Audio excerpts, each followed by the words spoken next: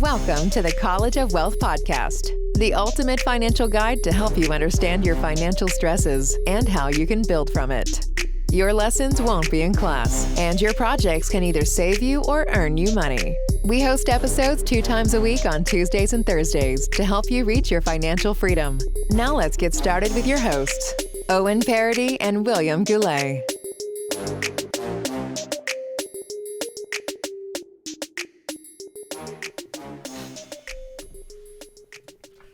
Hello, everyone. Hello, everyone. My name is Owen Paradis. I'm here with my co-host, William Goulet, and we're proud to present to you the College of Wealth podcast. Podcast.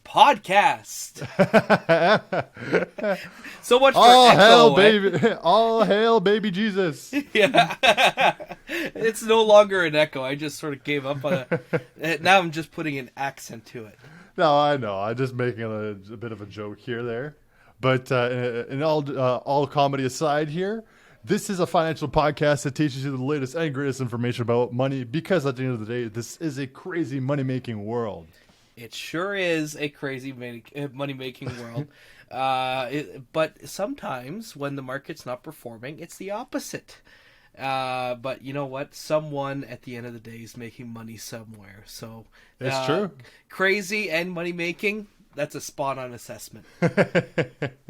So because it is crazy and money-making for this podcast, we do like to indicate to our listeners that this is, or viewers, whoever you are, is for entertainment purposes only. Okay, yes. I have something, I have notes. Okay. Maybe I should have done this before we started recording, but... okay. So by doing entertainment purposes only...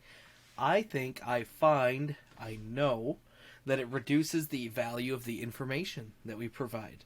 All right. So I think it's wrong. I think it's wrong not only for the brand, interesting. Okay. Our brand, and I'm sorry to get behind the scenes for everyone here, but I think it's also bad for you devalue all the information that you do. Okay. So why don't we prop that up, you know?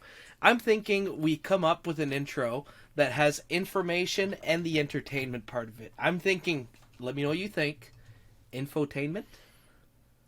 I like that. Yes. That's not bad, eh? It props up, our full value. I do agree with that because, yeah, it's true. Exactly that. Because we do provide more than just entertainment in reality. So I do agree with that. That's right. Our intros are turning into Owen and Will role play as podcast hosts. It's like, what? So, but because we do call it infotainment here at the College of Wealth podcast, we do like to go and clear the air that since it's infotainment, both Will nor myself are not financial advisors by any means here. Certainly not me anyways, Owen. Me either. We have provided we've had financial discussions on this podcast. Today's topic isn't going to be on finances specifically. That won't on that kind of stuff. But we do talk about a lot of different things on this podcast because we truly have a love for it. We just so without further ado, our love is valid. Yes. Also, what else is valid is the fact that we did go to business school. We do have a passion for this kind of stuff, and we just we like talking business, and we like also it. love. Come on, it's twice a week we do it. And we also love 2 other things. And what are those things, Will? Well, today's not making money. It's not about finances. So maybe. Well, you know what? If when we don't make money, what do we like to do? We love to save money. At the end of the day, the most important part is increasing our net worth and making those small baby steps forward. It's true. I like it. Very well said. But you will be unfortunately disappointed because today is actually a money-making episode. Okay. It's not about finances, but it is money-making. Yes, exactly. Okay. So for episode 133, before I hop into it, of course, make sure to go and make sure to give us a 5-star review on Apple or on Spotify. Go check us out on YouTube. at College of Wealth Podcast. Really, really appreciate it. If you like the animation, because Will, Ann, and I are both animated people, we laugh a lot. We aren't hard to look at, so that's always a good perk. And give us a comment as well, just to say what you thought of the episode, or check us out on Instagram or on TikTok, of course, at College of Wealth Podcast. So I'm sorry for holding this off here, but episode 133 is making money within the gig economy. Oh, yes, the gig economy. Man, we've never spoken about this.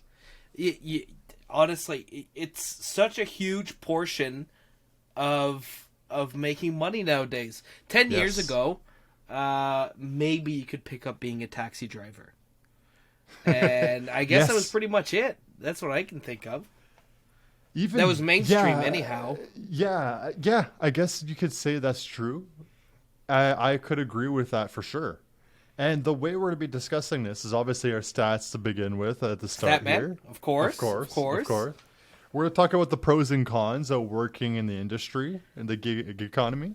And then 3 different jobs that are very, very, that you can make some good coin in the gig economy.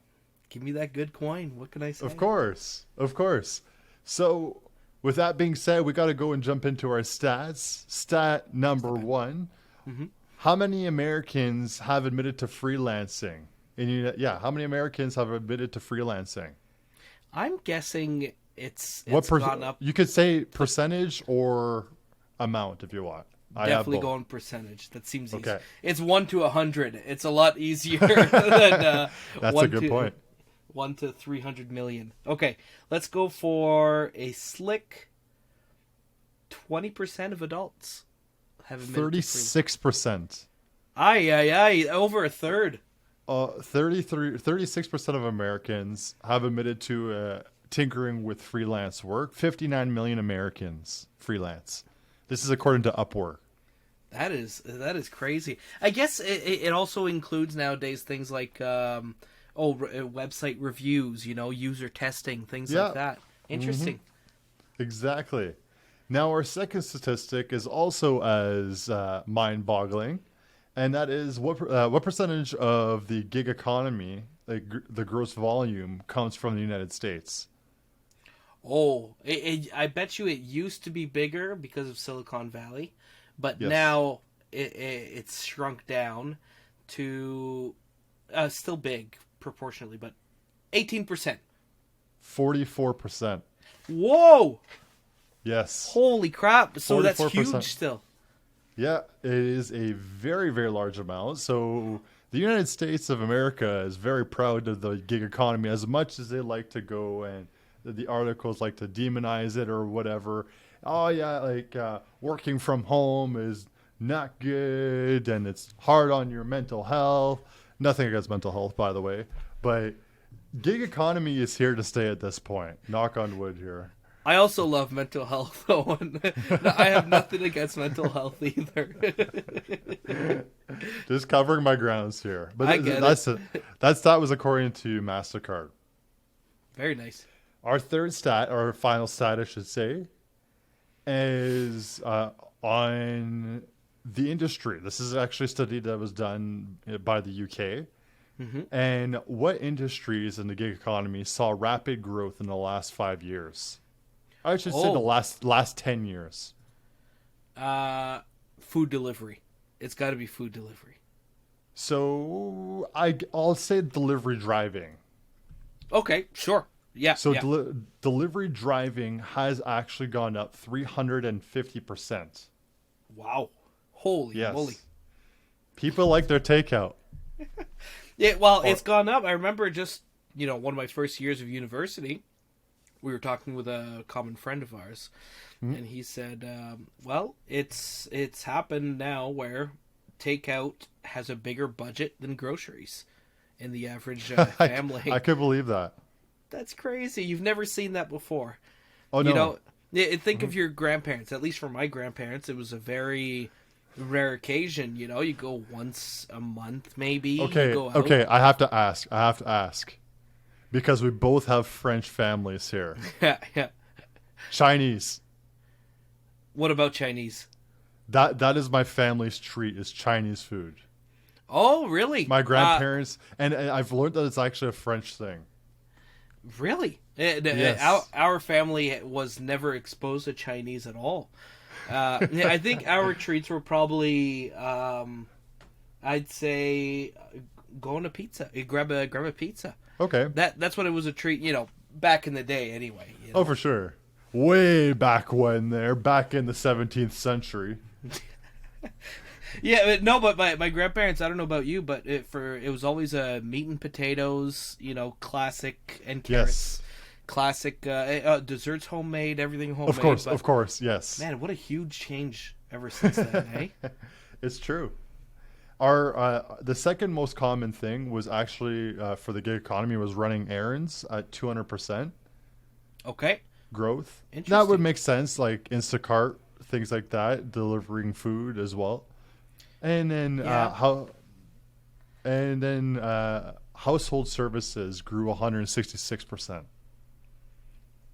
Household services, like So- massages and in-home massage and stuff like that? Well, not just that, but cleaning houses, also renting a room. Oh, yeah. True. With Airbnb, that just developed a huge market, Definitely. My God. Now, our last piece of fun facts, lately we've been doing 3 stats on 1 fun fact. Mm-hmm. What is the highest paying job for freelancers or gig workers? What industry? I still think it's got to be. It's still got to be food delivery for now. Do you think that food delivery is the highest paying gig? A picky food delivery driver, because I see people on TikTok where they're like, "Oh, this distance for $3? Nope," and they're carefully choosing which one they're doing, and I see people make some decent money. Well, in this case, you are wrong. Okay. It's AI and blockchain development. Oh, okay, that kind of freelancing. Yeah, I guess I wasn't expanding my horizons very much. It's all good. But now that we got our stats out of the way here, we got to go and talk about some pros and cons, a little bit of advisory for our listeners when it comes to working in the industry. There's some good sides to it, and there's some bad sides to it. It's not all sunshines and rainbows, but it's not also just doom and gloom either. Yeah. So the first one we got to talk about, or positive, is going to be the most obvious one. You get to make your own hours and your salary. The more you work, the more money you're going to make. It's plain and simple. That's nice. That is the biggest thing what a lot of people say. You get to be your own boss at that sense, in that way, without actually theoretically owning a business. It's unlimited scaling, but also unlimited downscaling, because a lot of jobs they won't take you in if for 15 hours a week, if that's all you want to work. They won't say, yeah, that works perfectly. A lot of people want full-time dedicated employees and have a big workload to cover. Exactly. So you can not only upscale but downscale your amount of work, which is it ties in perfectly with the second positive trait to this here, and it's actually what you said about scalability. Mm-hmm. You can actually work multiple gigs at once. So unlike a job, let's say you work a job and they figure out that you're working another job on the side, which you kind of sort of saw during COVID, where people were like, well, you know what? They're not giving me a lot of work.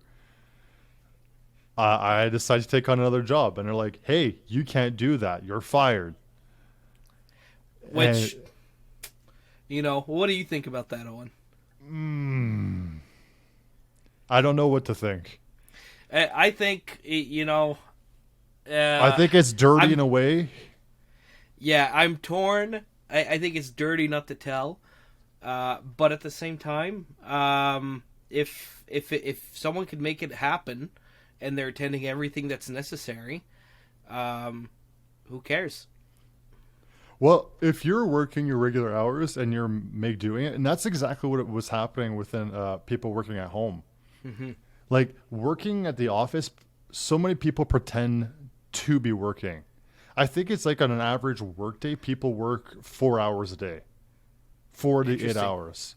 I think it was 4.5 hours of the day. What do you think they're doing in between that? Well, they may take 5 minutes extra from their lunch, depending on how picky the job is. They're going to be talking at the cooler. They're going to be talking to their coworkers. They're going to be doing surfing the web. Like the classic water cooler conversation.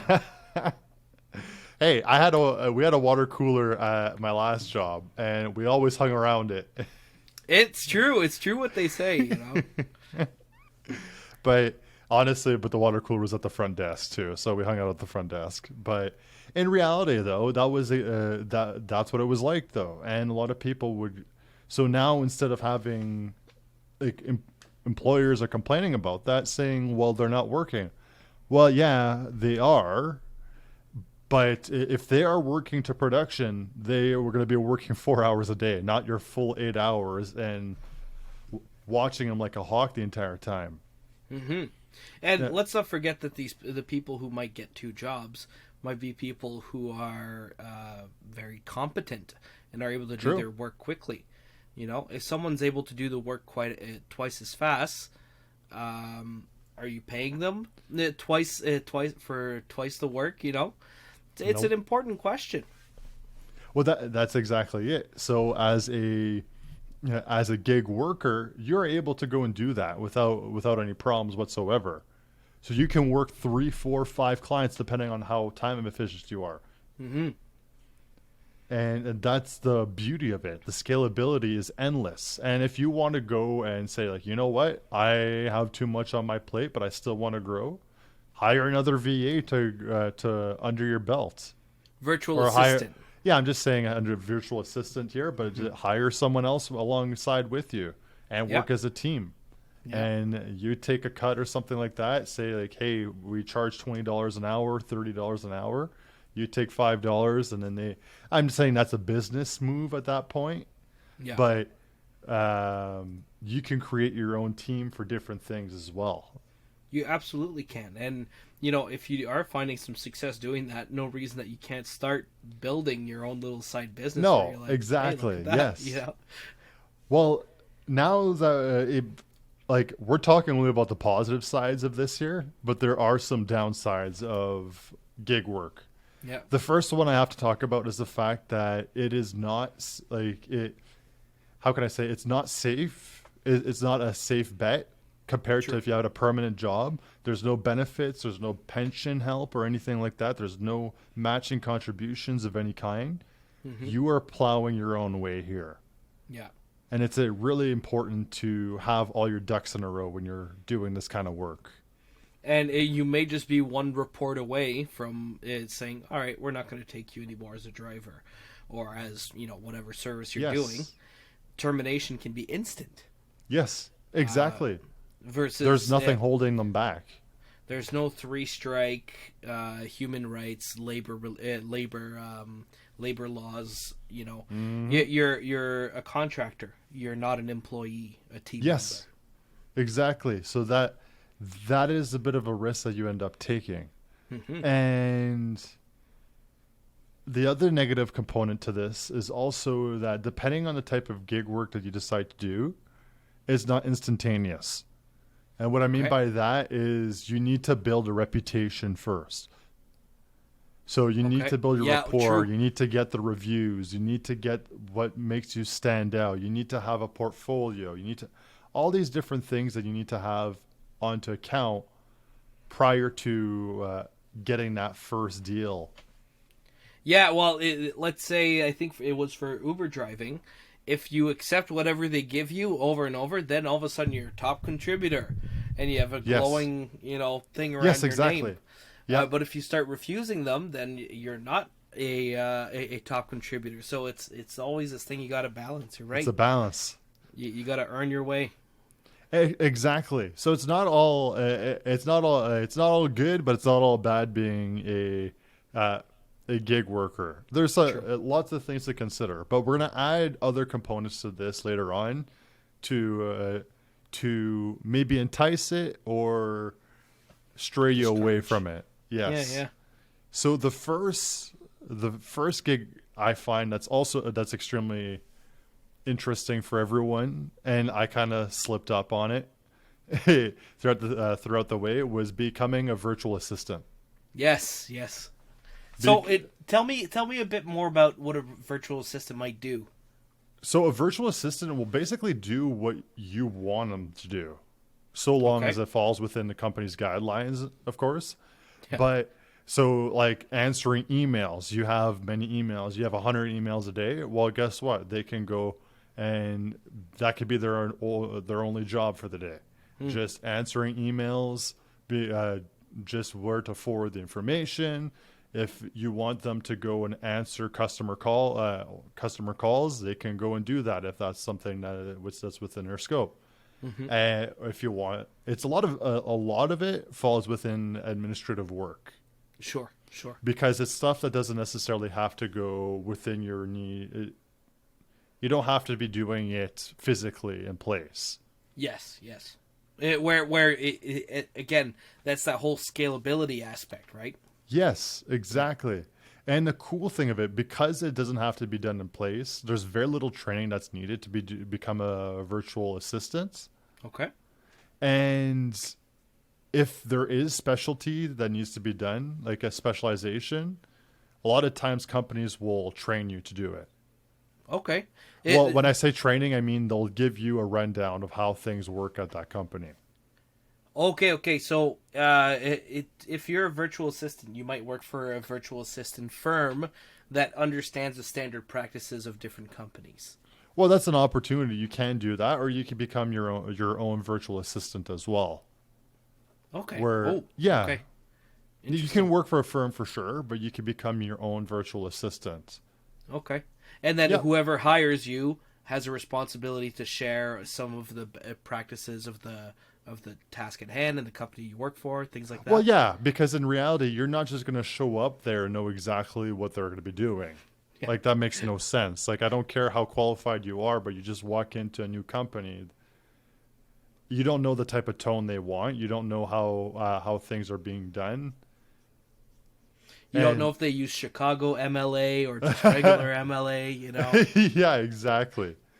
So the next thing that I find that's awesome about virtual assistant, like becoming a virtual assistant, is you can actually say no for additional work. So when we were talking about it a few episodes back about silent quitting. Yeah.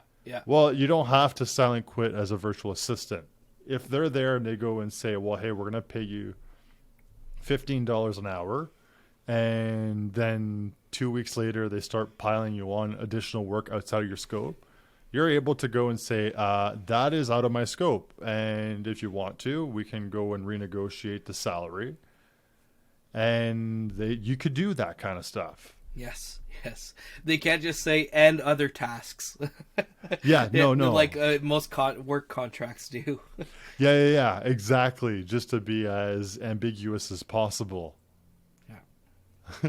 The third thing I got to add about becoming a virtual assistant is you can start at any time. You can do it part-time. You can start it as a hobby, and you can increase over time.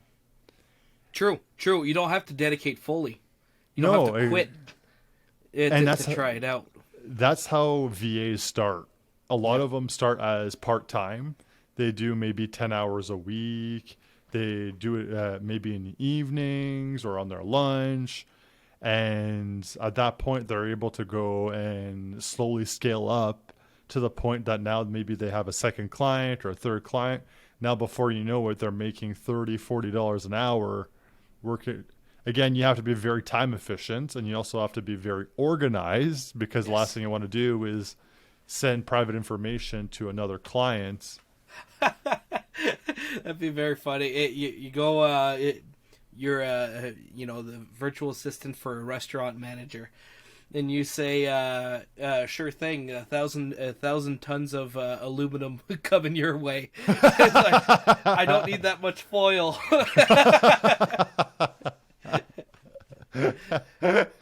Just gets truckloaded to the store. Yeah, coming right up.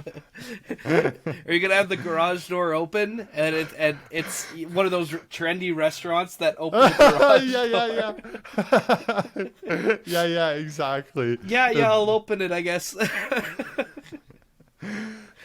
So needless to say, it's important to be organized. Yes.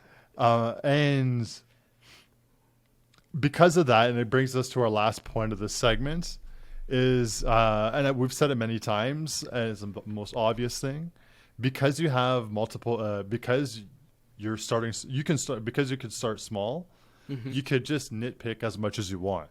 So you can have one client and then just work your way up. So the scalability, you can start extremely small versus, let's say you go do other tasks, like other jobs or gigs that are more dedicated, such as AI or blockchain. Yeah. You need to be extremely specialized, and what is expected of you is very high. Sure. Yeah. So, well, it's true. It's not the same answering an email and creating this, complex algorithm that it includes huge biosecurity implications. My goodness. who knows? Maybe VAs will become those AI blockchain programmers before you know it. Well, I was going to name that as a pro, is you probably get to learn about all sorts of industries. That's true. And eventually you just start gaining more and more knowledge about that. So I find Yes. that part interesting. I guess our third segment, or I should say our second gig job that I find very interesting. I technically helped out a little bit with this in my first job, and that was digital marketing / web design / social media manager. Oh, yes. Yes. Okay. You've seen it so many times online. Become a social media manager and you can make millions of dollars a year. That's what Ty Lopez was recommending back in the day.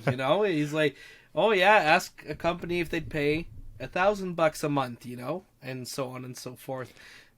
I did ask one of my previous employers. I'm like, if someone were to try and lay this out, would you do, for $1,000 a month, good amount of posts, things like that? Like, no. $1,000 a month? Are you crazy? But the thing is, it's by asking multiple people. It's not just about what One you'd be willing to person, pay, but maybe someone else. It's a whole different perceived value. And the wild part is when Ty Lopez was actually advertising that kind of stuff, that was back in 2012, 2014. Let's call it 2015. Yeah. Which is still 7 years ago. Yeah. That was a good recommendation of a path to pursue. It was. It definitely was. He was ahead of it. And because of that, and companies do realize now that you need to have an identity online. Mm-hmm. There's huge demand for digital marketers, social media management, and web design. Yes. If you don't have an online presence, you're setting yourself up behind all your competitors. Plain and simple. Yeah. But on the flip side, because you don't necessarily need education, you can go to school for that kind of stuff, but you don't necessarily need to go to school for social media management or marketing. You are against a lot of people.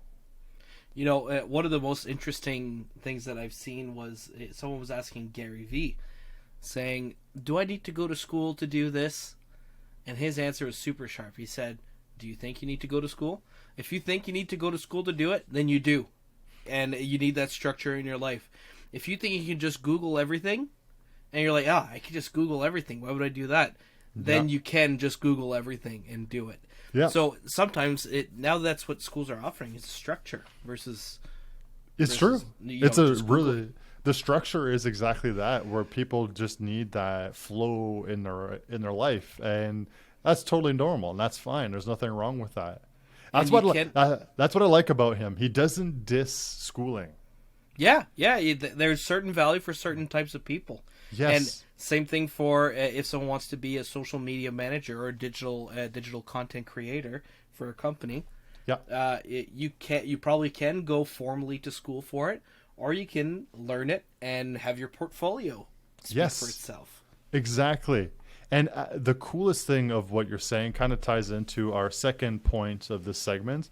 Okay. And it's the fact that you can specialize in, let's say you're doing digital marketing, well, you can specialize, or even social media management. Imagine, especially where our end of the world, mining is a huge thing. Imagine specializing in marketing of mining. or social Yeah. media management for mining companies. Well, I can imagine that there aren't many people doing it right now, and that are specialized and have that expertise, Yes. the know-how on top of knowing how to communicate that message, through marketing. Well, exactly. So you can specialize in that. And if you specialize, imagine if you're specializing, so you're a digital marketer that charges $500 a month. I'm just making this up. Sure. You're making $500 a month, and now you decide to specialize into mining. Do you think that I'm just making this up. I don't know. I'm sure there is companies that kind of do that kind of stuff, but social media marketing for mining companies, are they going to be charging $500 a month to those companies? No way, Jose. They're going to be charging $1,000, $2,000, $5,000 a month because they are exactly what is needing for the company. Yeah, exactly. And so long as you can provide that value, there is no price that's crazy. No, exactly. And that's the awesome part of digital marketing, web design, and social media management is you can go and expand your horizon to specialize in different fields. And that's exactly how successful marketers build their brand. Yep, you're right. Just by, some of them will tailor to the food industry. Some of them will tailor to some of them will tailor to small businesses. Some of them will tailor to engineers. So, and that's how you.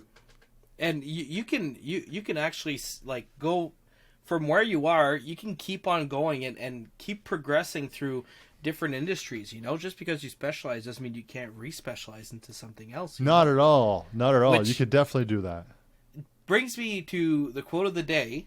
Okay. Which do you remember who we're quoting this week? Kevin Hart. Oh my gosh, yes, Kevin Hart. Actor, comedian, businessman. And he says the only time you should look back in life is to see how far you've come. Which is great advice. Like It's always about looking Yes. forward, but looking back is how you can actually measure how much progress you've had throughout that time. Exactly. Don't look back and let the past hold you down, though. Exactly. Look back to see how far you've gone ahead. As a unit of measurement of progress. I think that's the best way. Exactly. And it couldn't be said better because it's true. And actually, that's the cool thing about this. It ties into our third point here of the segment. Nice. And yeah, it does, because the cool thing about digital marketing, web design, and stuff like that, unlike virtual assistants, there is the money that's being made is typically charged by the hour as a VA. I was checking online. Quick research was on average was just under $20 an hour. Yeah. Which is great side income. Yeah, no doubt. But for digital marketing, on the other hand, you can make hundreds, if not thousands of dollars a month easily. It's by project, right? Yes, exactly. So, and imagine targeting to a company. Like you have your own established marketing company, and now you have a company like Microsoft that's asking you to do the marketing for Ontario for the next few months. Do you think they're going to be paying $500 a month? No way, man. No. And the reason why would one company pay less and one company pay more if the same result is, let's say, one image, one video? Do you have an answer for that? I have a thought.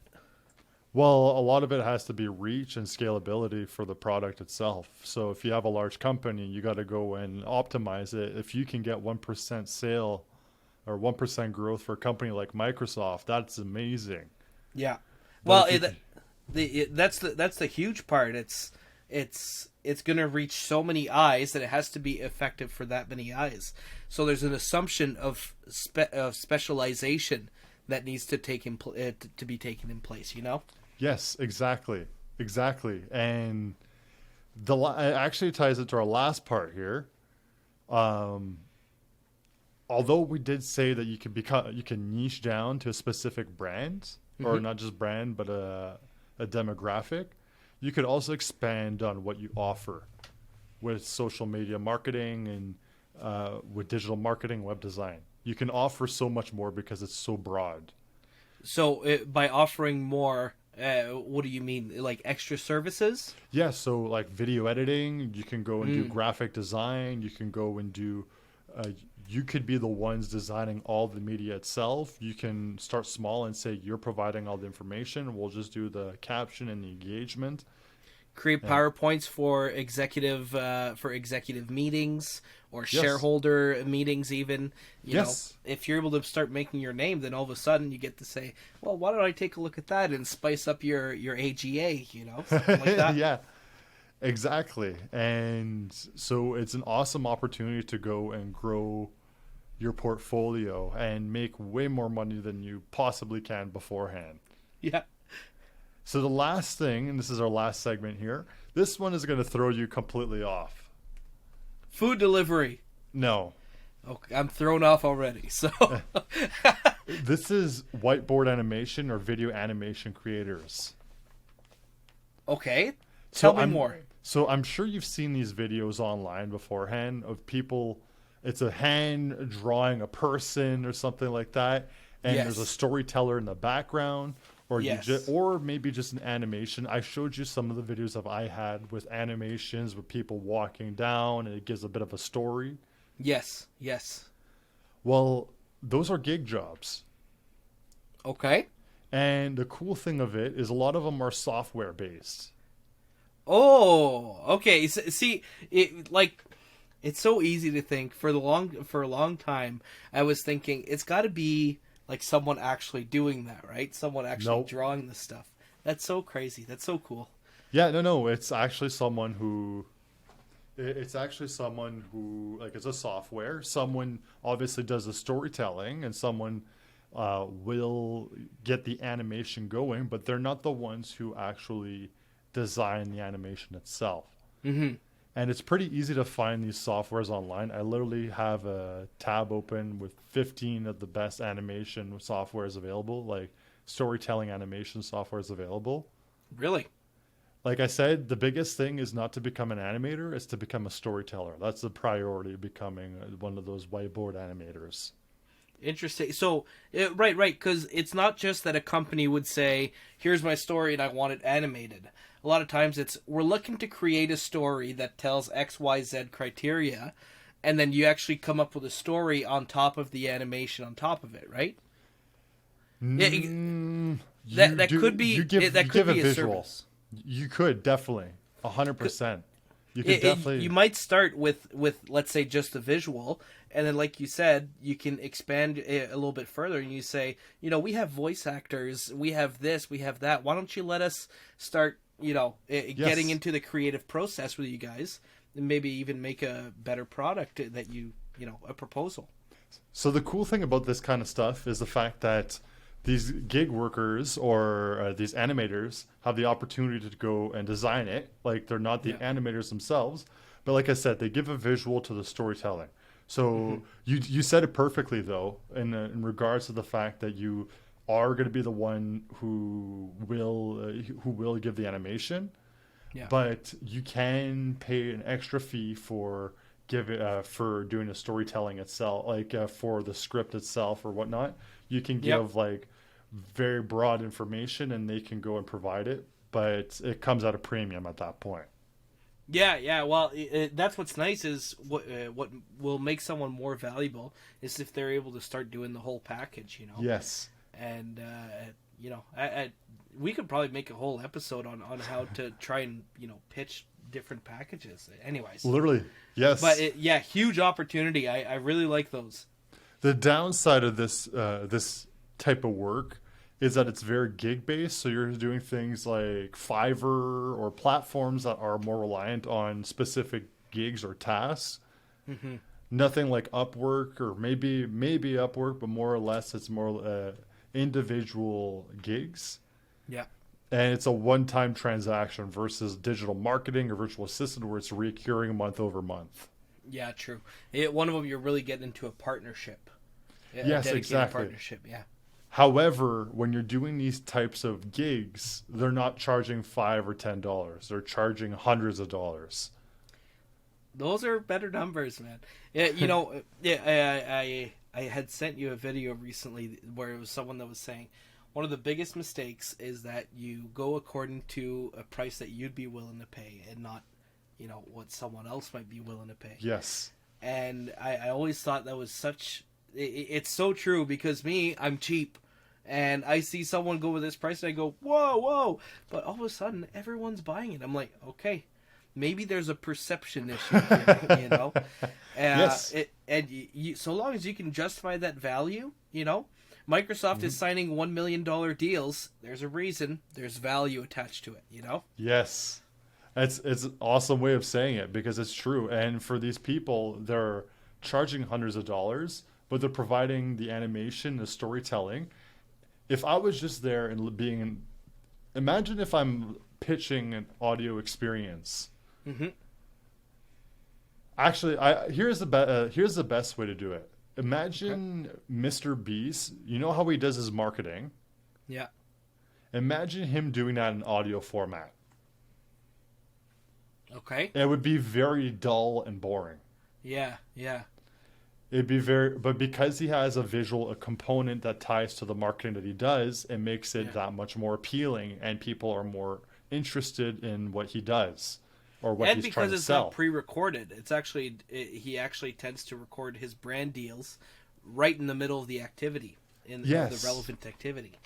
Exactly. And that's the coolest part about it. And you're creating a visual. So these people are creating a visual for whatever you're marketing or whatever you're selling or whatever you're trying to convey.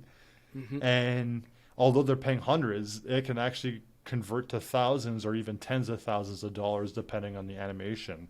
True. Yeah. And that's exactly why they're paying hundreds of dollars. And our last point to this segment here, and it's a bit of a negative / positive, but although it is gig work, it is sporadic. That's kind of what I have to say. It is sporadic work. So you can have a week where you're going to have 3, 4, 5 people asking for a video, but then the next week you'll only have one. Yeah, and that could be tough. On someone's well, let's call it mental health. You know, high stress for a week and then nothing. And a lot of people love having consistency, so that can be some of the stuff that makes or breaks someone. The upside to it, though, is imagine let's just compare it to digital marketing, and you end up working for a month and you charged $1,000. But you charge $200. Let's say you charge $250 for these videos, and it takes you a day to make one of those videos. You have to work 4 days of that to go and make as much as what the marketer did for the entire month. True, and you have to be on and actively posting the stuff. Yes, connected to the internet. You couldn't go to Bora Bora and take a week-long disconnect, No, it's true. And what I've seen online is they say on average for these animators, is depending on how good you are, 1 minute is equivalent to 1 day of work. What one day of work is, I'm not entirely sure. But so if you're looking for a 2, 3, 4, 5 minute, like a 5-minute video, animated video, that could take up to 5 days. But okay, I see. It's a rule of thumb of But I would not want to know what the cost would be for a 5-minute video. I would assume it's probably closer to $1,000 plus. Yeah, well, now that I think of it, those videos that have, let's say, the storytelling and the writing and the drawing, those tend to be they'll draw some stuff and then it'll be frozen on that image for a long time, and then it'll show an image of Siberia, and then an image of a bear, and then an image of Siberia with the bear on top. That very simple editing. And then they'll go back to the drawing board and you're like, wow, this is such a fancy video. It's true. But once you understand the software behind it, although there is work that you become good at the software usage as well. Mm-hmm. It's not as high end as what you think it is. Yeah, no. Once you get behind the scenes, you see how doable some of this stuff is. Exactly, and that's kind of sort of why I had to go and provide these 3 types of gigs that anyone could do. Fantastic. I'm a fan. I'm glad you like it because, yeah, a lot of people think of delivery driving and stuff like that or Airbnb, but there's more to gig work than just that. You know, a gig work that I could maybe start hopping in if I wanted to was video editing. I never thought I'd be able to video edit, and then I started having to because of this podcast. I'm like, oh, look at that. Now there's this that I could do. I could do that maybe, you know, and that's an avenue that I could explore that I never thought I could have, but it's exactly reachable. It's all reachable. Don't underestimate yourself, people. It's true. It's so true. So with that being said, my name is Owen Paradis. I'm here with my co-host, William Goulet. We're proud to present to you the College of Wealth podcast. Peace. 2 fingers, peace. This has been your daily dose of motivation with the College of Wealth podcast. If you enjoyed the show, make sure to leave us a positive review on Apple Podcasts and Spotify. It would be greatly appreciated. Thank you for listening, and until next episode.